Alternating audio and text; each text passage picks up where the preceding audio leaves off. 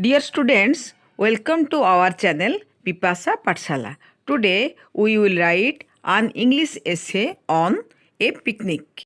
A picnic is an occasion on which we eat a meal that we bring with us out of doors in a field or wood or on the beach.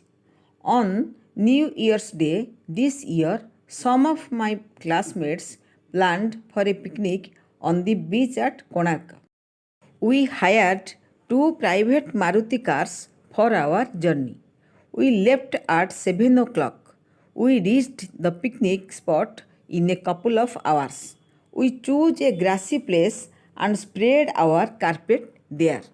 Then we decided to enjoy bathing in the sea.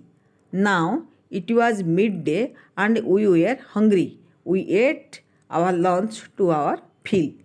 Then we had a program of music. One of us made us laugh with his amusing jokes.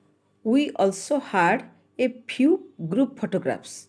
At last, we returned home with happy memories of the day. This is all about the essay A Picnic. Thank you.